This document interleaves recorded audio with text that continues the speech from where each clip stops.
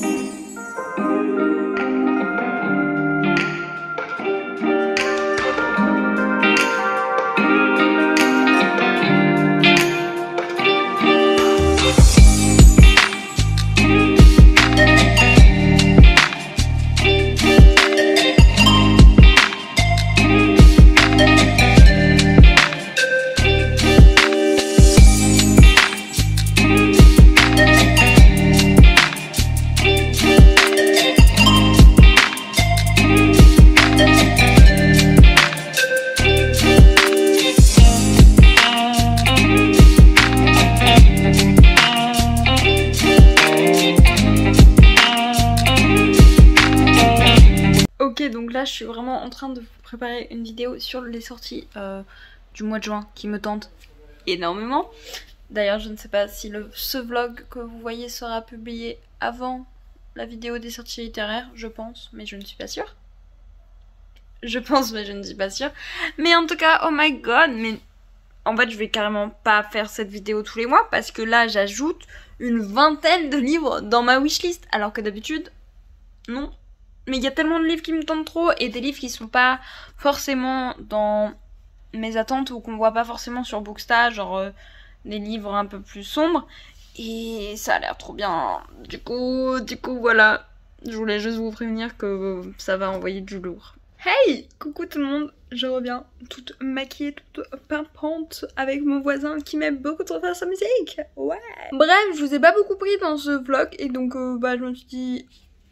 Autant commencer maintenant. Mon doudou vous dit bonjour. Voilà, hein, l'amour de ma vie.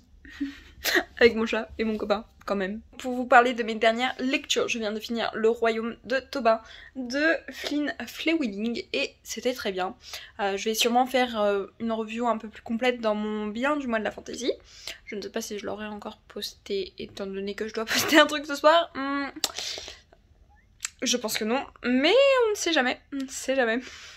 Ça se trouve, je vais me surprendre moi-même. En tout cas, j'ai fini cette petite bricasse de chez J'ai lu et je dois dire que autant je me suis genre extrêmement ennuyée sur le début, autant maintenant la fin était bien plus prenante. Je pense que c'est aussi parce que on sort d'un cadre où il n'y a que Tobin, du royaume de Tobin, et 3 personnes autour de lui. Au moins, après, on a l'arrivée d'autres personnages et ça fait du bien, ça fait de l'air frais, on aime. Donc vraiment, ce que j'ai à retenir de ce livre, c'est le début, mais si long, et la fin par contre présage vraiment de bonnes choses, et on a vraiment un nouveau cadre qui donne vraiment de l'air à cette histoire. Après, apparemment, ce livre est le premier tome d'une trilogie, et le premier tome est vraiment le moins bon, et donc ça correspond en fait à l'enfance et l'adolescence de Tobin, ce qui du coup peut s'expliquer parce que il suit une éducation et un enseignement qui fait que nous on le suit aussi, mais c'est très long, très long. Sinon j'ai beaucoup aimé la plume de l'auteur, apparemment la traduction est très bonne. Enfin en fait il y en a qui disent que la traduction est bonne et d'autres non, du coup I don't know. Moi en tout cas j'ai beaucoup aimé. Il y a vraiment des moments où ça frisait le roman d'horreur, genre j'étais en mode c'est glauque, c'est super glauque, mais ça passe, moi en tout cas j'ai aimé, donc pourquoi pas, la chronique plus détaillée arrive dans le bilan ou sur Instagram si vous me suivez. En général je fais les posts avant, même si des fois j'oublie, j'avoue, oups. Enfin bref. Sinon aujourd'hui je voulais aussi vous dire que j'ai commencé La Cité de Laiton, voilà, de C.A. Chakraborty. Cette fois-ci je n'ai pas écorché son nom, encore une fois magnifique couverture, merci de Sexus, même si en vrai ils prennent que la couverture anglaise mais l'intérieur est magnifique. Et encore une fois je sens que je vais beaucoup aimer. En général de Saxus, si le livre a été connu, je remarque ça, je vais aimer. Genre en même temps il n'y a pas de moyen que si ça a été connu que j'aime pas. Là pour l'instant chez De Saxus j'ai juste, je regardais ma bibliothèque, j'ai juste pas aimé Les Saisons de la Tempête que j'avais trouvé vraiment décevant. Et en même temps j'en avais jamais entendu en anglais. Par contre Le Royaume Assassiné, ça va, c'était bien mais c'était pas non plus révolutionnaire. Mais Nevernight, La 9ème Maison et Il faut absolument que je lise Le Prieuré de l'Oranger, gros coup de cœur. Comme The Bone Season, pas My Bone Season, The Bone Season que j'ai bien aimé, j'avoue. C'était une très bonne lecture, un peu mieux que Le Royaume Assassiné, mais c'était pas non plus waouh. Et d'ailleurs je pense qu'à la fin de l'année, parce qu'on commencera à avoir genre beaucoup de livres de Saxus, ou alors l'année prochaine, je sais pas, je vais faire sûrement une tier list où je classe les livres de Saxus. Après je compte pas lire les livres de la collection Ellipse, je crois. Enfin en tout cas la collection là qui est sortie avec les contemporains, parce que ça ne m'intéresse pas du tout. Mais alors, pas du tout. Genre moi les contemporains et moi je suis là en mode oui bah non en fait, genre c'est pas ce qui m'intéresse. Oups, moi je vis dans le monde où il y a des dragons, des fées et de la magie, c'est tout en fait. Enfin bref, pour en revenir à La Cité de Laiton que je lis en lecture commune avec quelques personnes sur Instagram, et c'est grave cool parce que c'est un peu ma première vraie lecture commune, donc j'espère que ce sera animé et tout. Enfin bref, voilà. J'ai lu pour l'instant que le premier chapitre, et d'ailleurs du coup je suis déjà en retard. Wouh, je devrais en être aujourd'hui au chapitre 12. Voilà, mais je pense que je suis rattrapée parce que aujourd'hui je prends le train, donc je ne me fais pas trop de soucis. En plus ce soir j'ai un babysitting, donc je ne me fais vraiment pas de soucis. Mais en tout cas pour l'instant j'aime beaucoup. Alors vous allez me dire oui bon t'as lu que le chapitre 1, calme-toi. Et moi je vous répondrai oui. Mais l'héroïne est badass, et ça déjà je valide. C'est pas une héroïne qui est mise parfaite, c'est, on voit qu'elle a ses défauts, on voit qu'elle a un mauvais caractère et tout. Et j'aime quand les héroïnes sont pas parfaites, sont un peu des anti-héroïnes.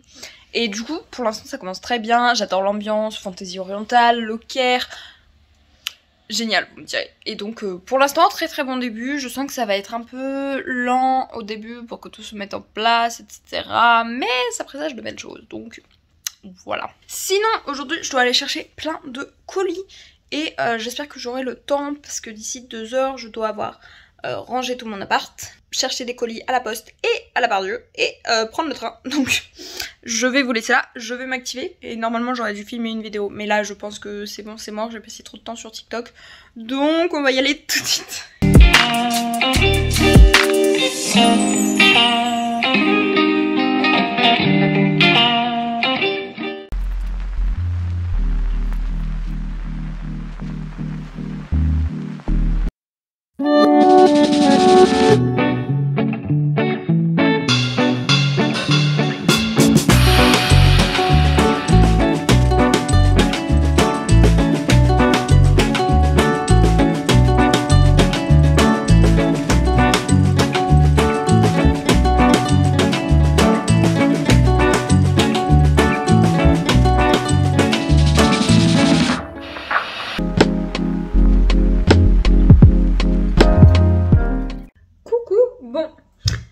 On va allumer ça, je pense que la qualité s'améliore. Je sais pas si c'est meilleur, mais en tout cas on me voit. La meuf très égocentrique. Bon, je reviens du coup de mes petites affaires. Et comme vous avez pu le voir, j'ai quelques trucs à vous montrer. Déjà, j'ai reçu en fait la précommande de 2 Saxus pour les saisons de la tempête. Donc c'est ce que je vous ai un peu montré. Donc là c'est Jack. J'ai trop le seum parce que non, c'est pas Jack que j'ai abîmé. Fleur. Comment elle s'appelle? Amber. Voilà. Et Julio. Et Julio, j'ai pour la vidéo, et bah je l'ai abîmé. Genre ça se voit pas, mais là c'est un peu plié. Du coup j'ai un peu le seum, mais en tout cas voilà les affiches de la précommande que je pensais ne pas avoir reçues. Je suis trop contente. Fleur, je l'imaginais pas du tout comme ça et j'avoue qu'elle est grave belle, genre vraiment. Jack, je l'imaginais bien comme ça en vrai. Enfin bref, voilà. Et il y a aussi la carte de l'observatoire. Je pense que je vais les afficher clairement. Donc peut-être pas la carte de l'observatoire parce que c'est un peu ouf. Enfin je trouve ça pas très beau, mais bon. Les cartes comme ça, personnages, je vais clairement les afficher, même si j'ai pas trop aimé le livre. Donc vu que j'ai pas trop aimé le livre, je pense que vu qu'il y a en plus la précommande, ça va devenir au bout d'un moment un livre prisé, surtout que j'ai le hardback. Donc je vais peut-être attendre un peu et voir l'année prochaine si je les vends ou si je les garde avec Mytho. Parce que pour l'instant, j'ai pas non plus détesté le livre, donc je ne sais pas quoi faire. Mais je me dis que peut-être avec le temps ça va prendre de la valeur et donc peut-être que je vais le garder, voilà. Sinon je suis aussi passée à la bibliothèque, j'avais des livres à rendre, notamment Le Royaume de Tobin dont je vous ai parlé un petit peu plus tôt. Donc l'intégrale 1, et j'avais aussi du journalisme en démocratie et Vita Nostra, que ces deux-là je n'ai pas eu le temps de lire, oups. Et du coup, tant pis, je me suis dit ok. De toute façon, Vita Nostra, j'ai plus trop envie de le lire en fait. Genre tout le monde dit que c'est un coup de cœur, mais le problème c'est que j'ai l'impression que c'est quand même vachement spécial. Donc je préfère ne pas le lire pour l'instant, on verra plus tard. Mais j'en ai profité pour reprendre quelques petits livres. Franchement, en ce moment, je me lâche clairement sur la bibliothèque. En même temps, ça fait 1 an que j'ai pas pu en profiter parce que la prépa. Et donc là, vraiment, je ne fais qu'emprunter, c'est n'importe quoi. Et j'ai donc repris le Royaume de Tobin, donc ici l'intégrale 2, que j'espère avoir le temps de lire si j'ai pas le temps de le lire parce que c'est quand même une intégrale j'ai lu, tant pis, je me dis que ça ne presse pas, je l'ai pris parce que là il est plus dispo, mais j'avais prévu d'un peu espacer mes lectures, mais bon, il était là, donc je vais let's go. Ensuite, toujours en fantasy adulte, et là même c'est du steampunk, il me semble, en tout cas on est au 19e siècle. J'ai pris Delius, une chanson d'été de Sabrina Calvo, donc aux éditions Nemos, qui est une petite maison d'édition française, donc c'est cool. Et donc dans ce roman on va suivre un botaniste qui se lance à la recherche d'un assassin qui sème le trouble au 19e siècle dans le monde, il me semble. Et apparemment c'est aussi une histoire de féerie, de magie. Ça me fait un peu penser au Paris des Merveilles, donc j'espère que ce sera tout aussi bon. En plus j'ai vu qu'il y avait un tome 2, d'ailleurs la dernière fois je m'étais trompée, j'avais pris le tome 2. Donc eh bien let's go. Et toujours dans l'adulte, après on basculera dans le jeunesse, ou en tout cas le young adulte, j'ai pris Carnaval, de Rey Célestin. Il était là, sur son petit présentoir, et moi j'ai vu la couverture. La couverture est quand même super belle, voilà. Enfin en tout cas elle m'a attiré l'œil, et donc je l'ai pris. Surtout que ça disait « La Nouvelle-Orléans, 1919, tandis que la musique envahit la ville, un tueur frappe ». Donc une enquête historique, et en fait je me rends compte que j'aime pas trop les policiers, sauf, attention vraiment la fille... très précise sur ces critères, sauf quand ça se passe dans un cadre historique. Et donc là, la Nouvelle-Orléans, début du 20e, je pense que ça peut vraiment être cool. En plus, j'ai vu que on suivait un policier, un journaliste et une secrétaire, donc j'aime bien. Je sens que ça va être cool et voilà.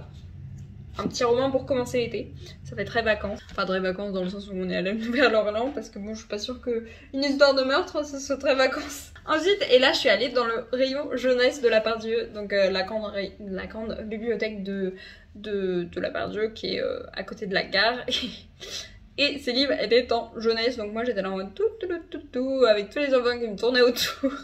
Je me suis dit, je ne suis pas dans mon élément.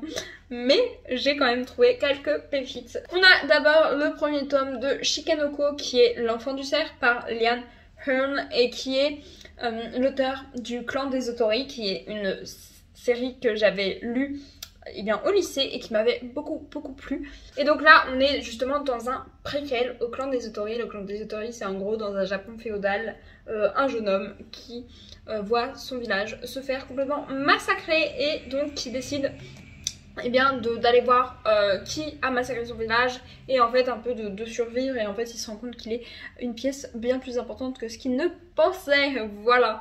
Et donc là dans Shikanoko on va suivre toujours dans ce Japon médiéval juste trop cool, on va suivre d'autres nouvelles aventures pour voir à comment on en est arrivé là dans le clan des Otori, sachant que dans le clan des Otori il y a quand même une situation assez tendue entre tous les royaumes. Et donc j'imagine qu'on va encore parler de yokai dans la culture japonaise, peut-être aussi de mythes, de légendes et tout, et donc ça me plaît beaucoup, ça m'intéresse énormément. C'est écrit extrêmement gros, donc ça va être lu très rapidement. Ensuite, avant-dernier livre que je vous présente, Le Faiseur de rêves de Laini Taylor. Clairement, Kimi Collection a fini par réussir sa propagande, car voilà, Le Faiseur de rêves, il est plutôt gros, hein. Je l'imaginais pas aussi gros, et je pense, parce qu'il coûte que 16 €, je pense que je vais craquer, ou alors je vais le prendre en poche, mais en tout cas, si j'aime bien, c'est sûr que je vais l'acheter. Je ne sais pas trop de quoi ça parle, à part que Kimi adore ce livre, et moi il m'en faut pas plus, c'est vraiment son gros coup de cœur. En général aussi, les éditions lui-même, c'est quand même des livres où, vas-y c'est bon, je sais que je peux y aller, donc voilà. J'ai hâte de lire. Apparemment c'est de la fantaisie orientale, je ne pensais pas du tout, mais pourquoi pas. De toute façon avec la Cité de Laiton, là je suis à fond dedans. Et encore un, je viens de me rendre compte, mais grosse coïncidence, j'ai pris pour mon dernier emprunt Iskari le tome 2. J'ai acheté le tome 1 l'année dernière à la sortie du confinement, du premier, parce qu'il y avait une offre découverte à 10 € au lieu de, je pense, 18,50, voilà, donc on saute sur les occasions comme ça. Sauf que même si j'avais bien aimé, c'était pas non plus la saga que j'ai préférée, et donc j'ai préféré me concentrer sur d'autres achats. Mais du coup, j'ai quand même bien envie de continuer. Et donc voilà le deuxième tome de Iskari. Dans Iskari, en fait, on suit une jeune fille qui est tueuse de dragons et qui a une fâcheuse manie de quand même raconter des histoires, ce qui lui a été interdit parce que c'est ce qui a causé en gros un gros massacre. Et depuis, cette jeune fille doit se faire pardonner, et donc elle tue des dragons pour ça. Donc on suivait cette jeune fille qui s'appelle Iskari, et là on est dans le tome 2 qui, je crois, ne suit plus du tout cette jeune fille. Donc elle... Asha, je crois qu'elle s'appelait Asha, oui c'est Asha, tueuse de dragons. On ne suit plus du tout Asha, mais je pense que ça va quand même être très intéressant, et je pense qu'on va surtout la voir de loin. Là je pense que ça va être un autre point de vue. En effet, ici c'est le point de vue de Roa, héritière de la Maison des Champs. Je ne peux pas en savoir plus, mais en tout cas c'était une bonne fantaisie, franchement. Il n'y avait pas trop de points négatifs, et puis il y avait une très légère romance qui en young adulte est quand même admirable. Et donc voilà. C'en est tout pour ce petit update. Je ne sais pas trop encore si je clôture ce vlog ou pas. Donc voilà. Dites-moi Bah en vrai vous pouvez pas me dire mais tant pis c'est pas grave.